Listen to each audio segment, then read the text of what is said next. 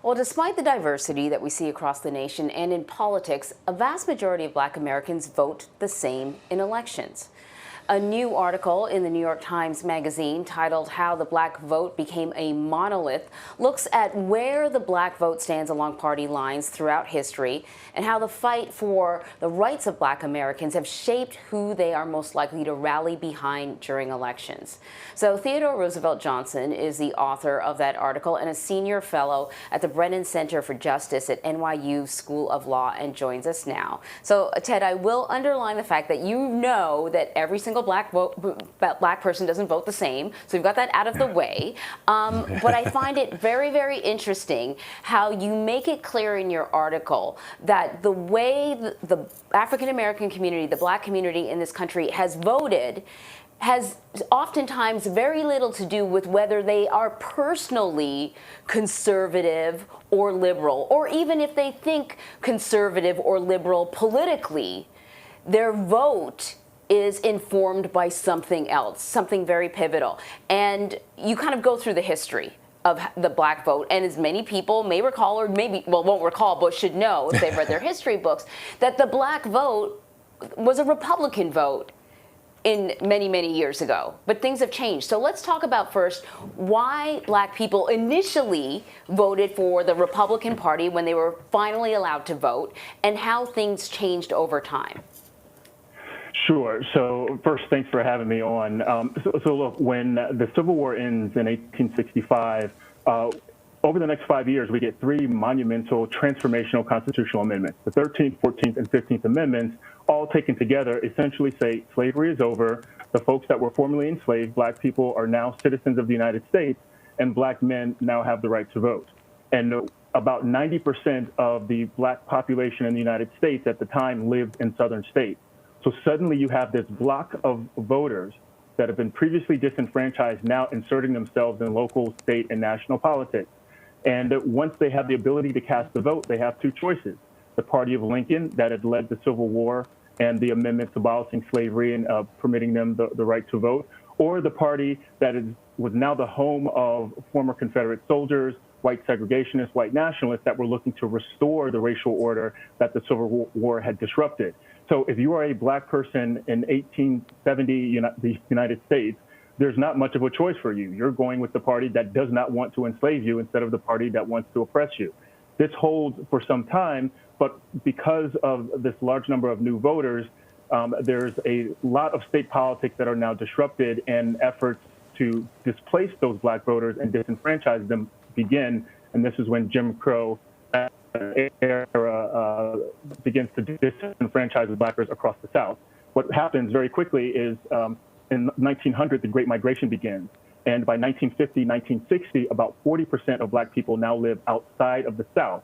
They're now in the Midwest, in the Northeast, in the Mid-Atlantic, and now they're changing local politics in those places because they're able to vote there. So the Black community began as an electorate that adhered to the Republican Party because of that party's stance on civil rights. And as they began to move out of the South and Democrats in the North began to court the Black vote, we start to see a transition of Black voters out of the Republican Party into the Democratic Party. But the motivation has always been the same.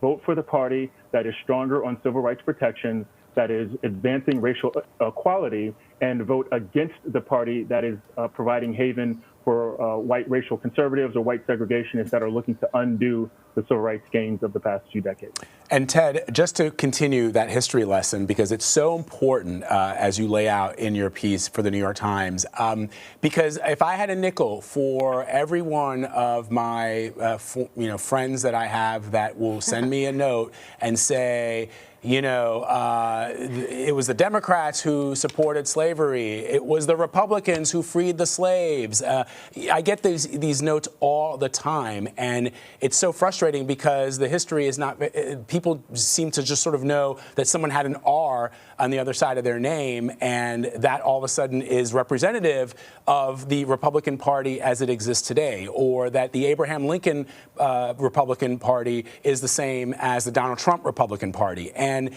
explain, just you go a little further than where you just left off, in how the Democrats, specifically the Southern Democrats, morphed into the current Republican Party that we have today. Sure. So around 1930s or so, right after, actually at the beginning of the Great Depression, and as Franklin Delano Roosevelt becomes president and starts advocating for the New Deal, we now have black people moving out of the South, escaping Jim Crow and racial terror, and moving to the North looking for economic and physical security. They like the New Deal programs like much of America did because they also wanted economic opportunity, some security there. And Northern Democrats recognized that these black voters would provide them a political advantage if they were able to leverage FDR's programs in their local and state politics. So black voters wanting that economic security began to vote, like much of the country, with Democrats. What happens is after 3 or 4 terms of FDR, he passes away, his vice president, Harry Truman, becomes president, and in 1948, he's in danger of losing the election. So what Truman does in July, just before the election, is desegregate the federal workforce and desegregate the military. He meets with civil rights leaders to hear their advocacy for anti-lynching bills. And this begins to turn the tide from black voters exiting the Republican Party into the Democratic Party, because Northern Democrats become more responsive with public policy to the demands of black Americans. For about 20 years, there's a pretty good battle for black people, for black voters, 70-30, 60-40 in some elections. But we have to remember, these are only the black people that are living in the North. All of the black people, still the majority of the nation, the majority of this group of people are still living in the South where they cannot vote. So as Northern Democrats are reaching out to black voters, Southern Democrats are living in those Southern states where they do not where they still believe in racial segregation and don't want black people in their schools, at their jobs, or in their churches, in marriages, et cetera. So a rift develops between Southern Democrats and Northern Democrats. And by the time Nixon comes on the scene in '68 for his second presidential run, he recognizes that there is a disaffected white population in the South that is not on board with the Democrats, the Democratic Party's lurch forward in racial progress towards racial equality, and begins to court those voters with the Southern strategy by promising to be more conservative and leaving decisions to the states' rights language that we hear from Nixon through Reagan, in order to court those white racial conservatives in the South that have fallen out of favor with a Democratic Party that is recognizes their future relies or lies in courting the black vote. Okay, so I just want to acknowledge that we're having a little bit of technical difficulties with you. So if viewers don't see you for a while, it's because we're having some challenges with your shop. But we didn't want to let this conversation go. And now that you've given everyone sort of a solid history lesson, your article has, I think, to me, all these very sort of interesting one-liners. And you talk about how the black vote has, throughout history, really been about self-preservation. We only have basically 2 parties to choose from in this country. And so when you're voting to preserve your health, your wealth, your life, it really limits your ability to fully express yourself. I don't know if I think I can hear Vlad speaking. And so you're sort of limited in your choices. And you use this line in your article that you say, black people have been the canary in the coal mine of the Democratic Party for many years. I thought that was such an interesting way of phrasing the dilemma of having to vote to preserve your life instead of voting the way many other Americans are able to vote. Can you talk about what you meant by that phrase about the canary in the coal mine? Right. So we know that, look, black voters, about a quarter are conservative, about a quarter are liberal, and just under half identify as moderate, and yet 90% vote for the Democratic Party. Yeah. They do so because racial justice remains the primary concern that black voters have when they enter the voting booth.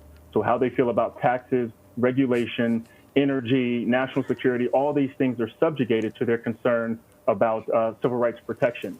And so when Black voters are forced to bundle themselves in one party because one is seen as strong on civil rights and the other is seen as lax on it, and the parties play into this phenomenon, then what we're seeing is a two-party system of democracy that is leveraging racial polarization for political expedience. And you cannot have a functioning, well-ordered democracy when you're willing to allow 13% of the country to effectively be quartered into one party and not courted by the other. And while this is happening, our partisan identities are being entangled with our racial identities, such that if you attempt to cross the line or attempt to make appeals, that you actually harm your ability to win elections going forward. This is a major problem for a democracy where we're supposed to be equal and liberty and freedom are extended to all of us. When you take 13% of the nation and effectively strip them of the agency of making choices that align most closely to their politics, their personal politics, and force them to choose between, will I have civil rights protections or will the government allow me to sort of twist in the wind and try to fend for myself?